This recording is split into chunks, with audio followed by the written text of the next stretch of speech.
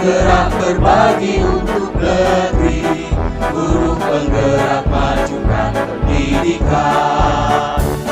Guru penggerak menghamba pada murid, kreatif rancang pembelajaran. Hargai potensi, tingkatkan prestasi, lahirkan profil pelajar Pancasila. Belajar, bergerak, berbagi untuk negeri, kita menjalin kolaborasi. Belajar, bergerak, berbagi untuk negeri, demi bakti pada Ibu Pertiwi.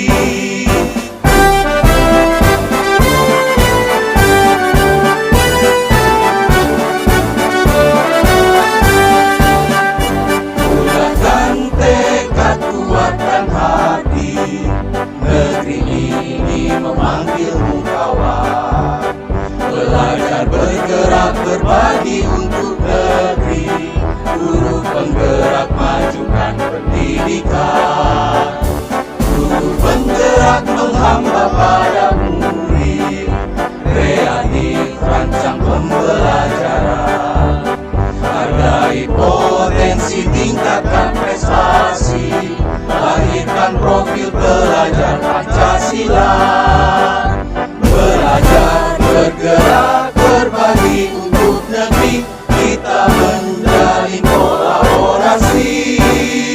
Belajar, bergerak, berbagi untuk negeri, demi bakti pada Ibu Pertiwi. Sekarang kita akan membuat tentang keyakinan kelas yang ada di kelas 5B. Nah, sebelum kita membuat keyakinan kelas, ada yang tahu tidak apa itu keyakinan kelas? Apa itu?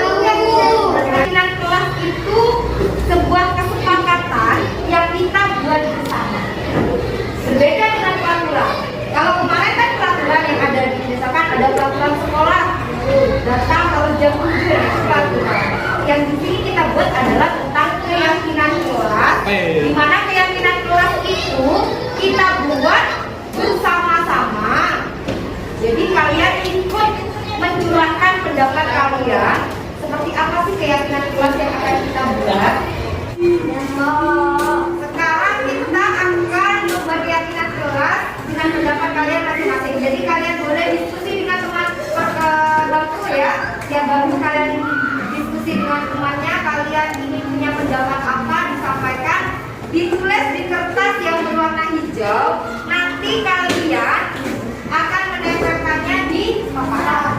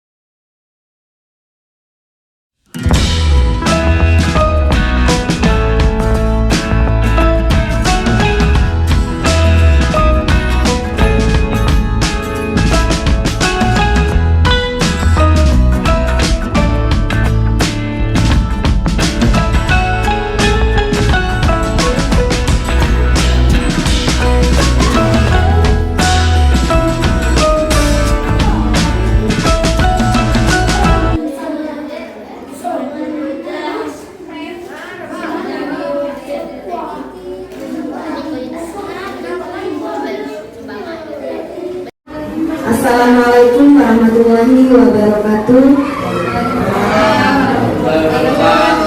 Terima kasih atas waktunya. Di sini Pak, saya selaku yang sekarang saya mengikuti program pemerintah yaitu Guru Penggerak. Mohon izin untuk mengadakan sosialisasi tentang materi yang saya sudah dapatkan di program Guru Penggerak, yaitu tentang budaya positif yang harus saya ibaskan kepada Bapak Ibu guru sehingga nantinya dapat diterapkan di SDN Tamanan 1 yang insya Allah akan saya laksanakan pada hari Jumat besok jam 9 sampai selesai.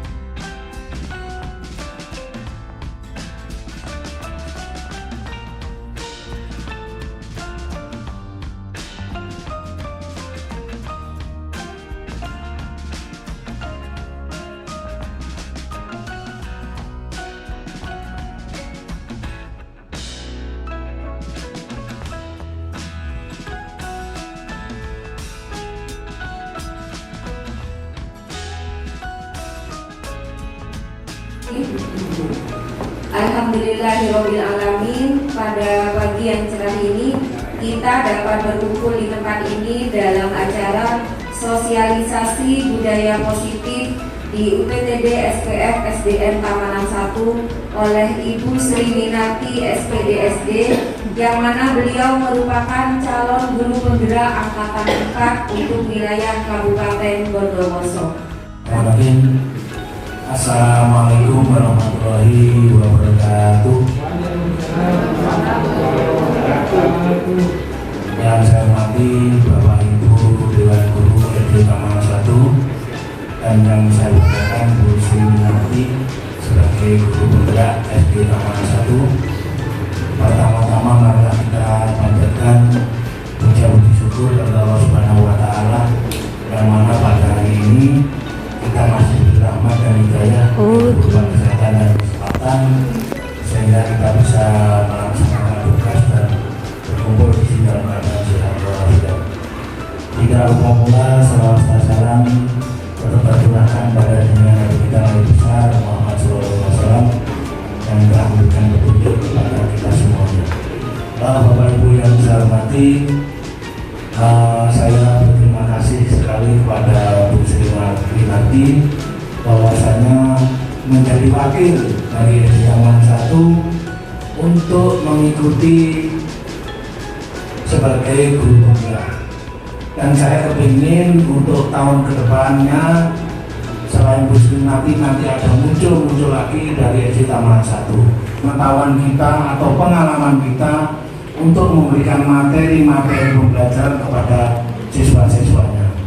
Karena dengan adanya guru penggerak ini memang akan ada perubahan. Wabarakatuh. Alhamdulillah Bapak Ibu, pagi hari ini mari kita bersama-sama bersyukur kepada Allah Subhanahu wa Ta'ala karena hari ini kita dapat melaksanakan kegiatan mobil khusus yang dilaksanakan oleh Bu Sri Minarti ya, dalam rangka pengibasan, yaitu untuk moral semoga tetap terciptakan atas lingkungan kita Nabi besar Muhammad Sallallahu Alaihi Wasallam. Bapak dan Ibu yang saya hormati, kepada Pak Tri Wabil khusus, saya mengucapkan terima kasih yang sebesar-besarnya. Pada hari ini saya mengikuti kegiatan pengibasan budaya positif ini.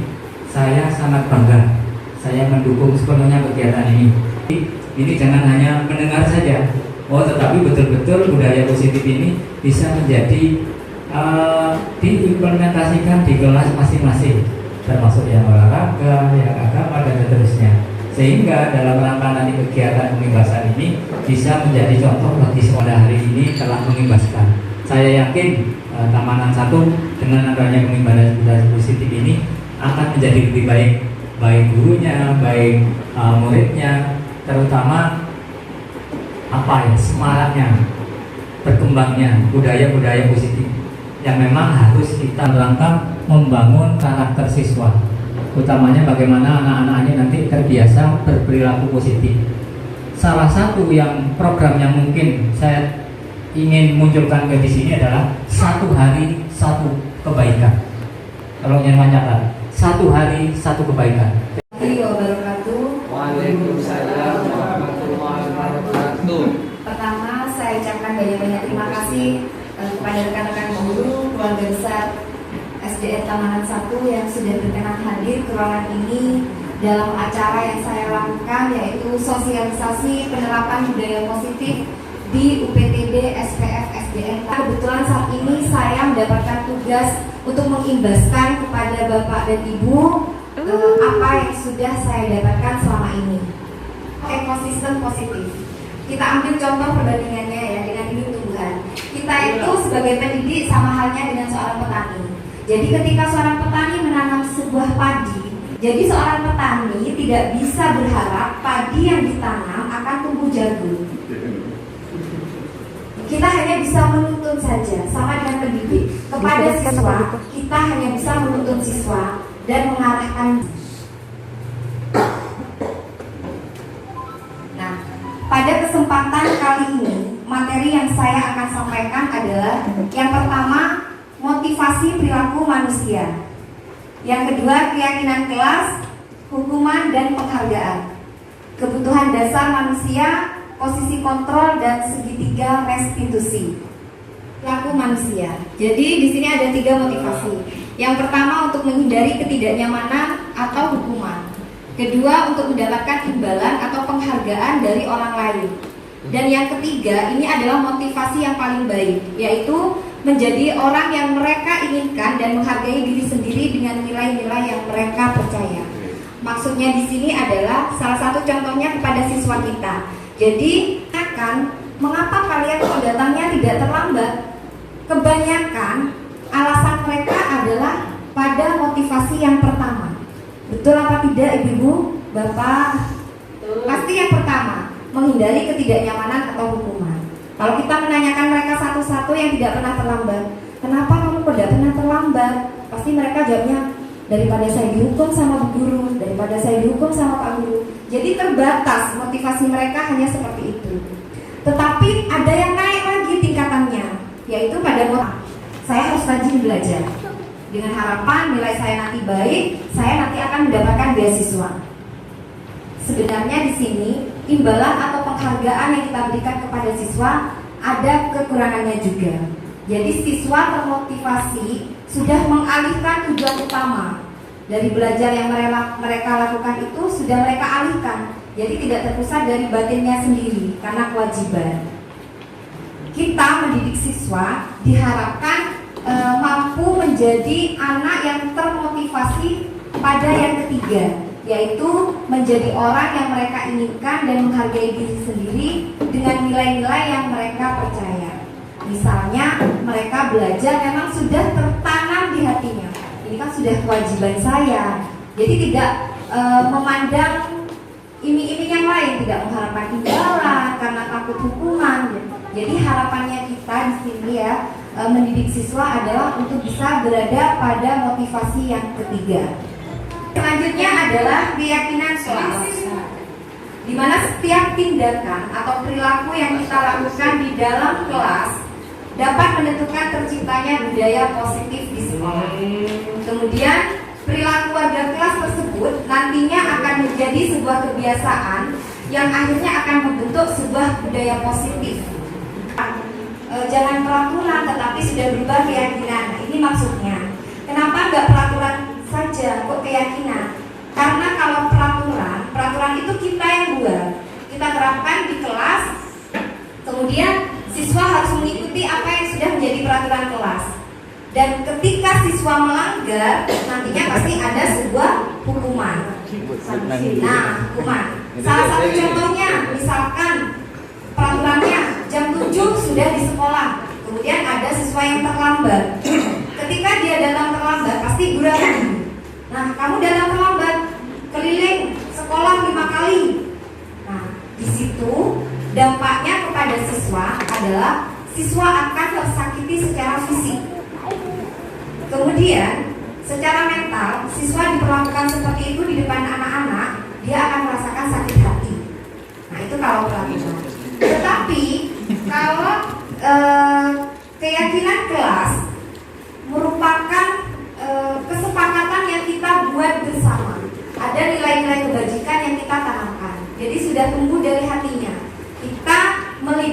siswa untuk membuat kesepakatan bersama yang nantinya akan dijadikan sebuah keyakinan kelas. Dan ketika siswa tidak melakukan keyakinan yang telah kita buat sendiri, pasti ada konsekuensinya. Ini adalah peraturan dan di sini adalah keyakinan kelas atau nilai kebajikan. Kalau jadi bahasanya itu negatif, kalau keyakinan kelas ada nilai kebajikan yang dituju, keselamatan, hormati. Nah, ini yang akan nantinya kita tanamkan kepada siswa. Perbedaan hukuman dan konsekuensi. Jadi kalau hukuman sesuatu yang menyakitkan dan harus terjadi. Kemudian kalau konsekuensi sesuatu yang harus terjadi. Seperti tadi yang saya contohkan, misalkan muridnya Bu Titi tidak sengaja menumpahkan air yang ada di mejanya Bu Guru. Nah, kamu tadi menumpahkan airnya Bu Guru, apa yang harus kamu lakukan? Iya Bu, nanti saya elap sana. Jadi siswa dididik di sana. Tidak langsung kita harus, kamu menumpahkan airnya Bu Guru, sana kamu ini dicuci. Nah, bahasanya kan ada tinggi, menghukum. Kita diharapkan untuk tidak melakukan seperti itu. Sekarang kebutuhan dasar manusia. Nah, kita sebagai manusia pasti punya kebutuhan dasar ya, yang harus kita penuhi, harus dipenuhi. Yang pertama adalah survival atau butuh bertahan hidup. Kemudian yang kedua cinta kasih atau diterima, penguasaan, kesenangan dan kebebasan. Di mana kelima kebutuhan dasar ini kita harus penuhi. Karena saya yakin ketika kita tidak bisa memenuhi kebutuhan dasar ini, kita akan berusaha untuk mencari di luar. Mencuri. Sebenarnya dia sedang berada pada posisi bertahan hidup. Bu, saya di rumah tidak pernah diberi sangu misalkan sama orang tua saya. Jadi dia berusaha untuk memenuhi kebutuhan dia yang tidak didapatkan dia di rumah. Ini posisi kontrol. Ternyata kalau saya kemarin sebelum mengikuti program guru penggerak, saya tidak tahu ternyata memang kita sudah melakukan sebenarnya. Hanya saja kita tidak tahu, oh ternyata apa yang kita lakukan di sekolah kita berada posisi seperti ini. Ada yang posisi kontrol penghukum, ada yang pembuat merasa bersalah, teman, pemantau, dan yang paling tinggi adalah manajer. Kita di sini diharapkan berada pada posisi manajer. Ada yang nakal, atau ketika pembelajaran berlangsung anak-anak gurau, kamu ini ya mulai tadi, nah itu penghukum. Ternyata itu ada kekurangannya. Jadi, pembuat merasa bersalah. Kalau pembuat merasa bersalah, suaranya itu sudah sedikit lembut. Hanya saja pada posisi pembuat merasa bersalah, kita pernah secara tidak langsung kita melakukan. Hanya saja kita tidak tahu, oh ternyata kita berada di posisi ini. Bahasanya itu agak lembut sudah ya. Biasanya ibu sangat kecewa, kenapa kamu melakukan seperti ini.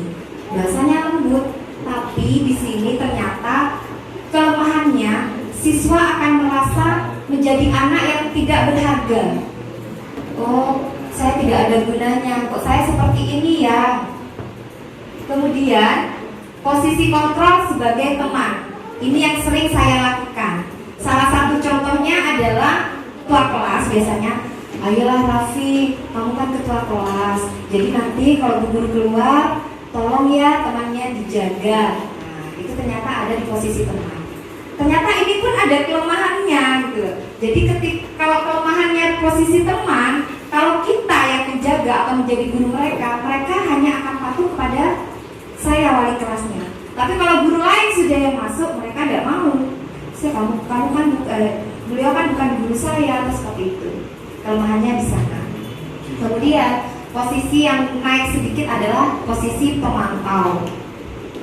Artinya kita diharapkan berada pada posisi manajer. Yaitu apa itu restitusi? Restitusi adalah proses menciptakan kondisi bagi murid untuk memperbaiki kesalahan mereka sehingga mereka bisa kembali pada kelompok mereka dengan karakter yang lebih kuat. Jadi kalau segitiga restitusi ada tahapannya. Jadi ketika siswa melakukan kesalahan, kita tidak serta-merta memvonis mereka dengan kata-kata kasar. Ini ya segitiga restitusi. Jadi ada tindakan validasi tindakan yang salah, kemudian menstabilkan identitas, kemudian menanyakan keyakinan. Nanti kalau validasi tindakan yang salah, kamu tentu punya alasan mengapa kamu melakukan itu. Jadi kita diharapkan untuk melakukan seperti itu. Padahal kenyataannya selama ini ketika siswa melakukan kesalahan, ada siswa datang terlambat. Kenapa sih kamu kok terlambat? Secara tidak langsung kita akan seperti itu. Tetapi di sini kita diharapkan untuk mampu melaksanakan ini semua. Menstabilkan identitas. Nah, guru berkata, berbuat salah itu hal yang manusiawi. Nah, misalkan itu kata-katanya itu validasi tindakan yang salah. Jadi kita harus memvalidasi tindakan yang salah. Kamu bisa saja kan melakukan hal yang lebih buruk, tapi kamu tidak melakukannya kan? Kemudian menanyakan keyakinan. Apa nilai yang kita percaya di kelas atau sekolah kita? Kemarin saya sudah mendemonstrasikan. Di situ ceritanya ketika pembelajaran berlangsung, ada 2 siswa yang sedang bergurau. Saya tidak langsung menegur anak saat itu, tetapi waktu itu saya memanggil kedua anak itu di sebuah ruangan khusus. Kemudian saya tanya, tadi kenapa kamu kok dipanggil ke sini? Nah, kemudian anak menjawab sendiri, ya Bu, saya tahu Bu, saya salah tadi buru-buru ketika pembelajaran berlangsung. Nah, saya mulai sudah menstabilkan identitas. Bu guru tahu kamu melakukan seperti itu pasti kamu punya alasan. Nah, siswa itu langsung menjawab, iya Bu, saya kan pengen gurau Bu sama Rafa waktu itu, seperti itu ceritanya. Kemudian saya kembalikan lagi, kamu tahu nggak dengan keyakinan kelas yang kita buat bersama-sama? Tahu Bu bahwa kalau pembelajaran mengikuti dengan tertib, terus seperti itu. Jadi tidak langsung serta-merta memvonis kesalahan anak di depan teman-temannya. Materi yang dapat saya paparkan pada hari ini. Demikianlah acara telah kita lalui bersama. Untuk selanjutnya acara akan ditutup dengan doa. Kepada Bapak Hasan dipersilakan. Bismillahirrahmanirrahim. Alhamdulillahirabbil alamin.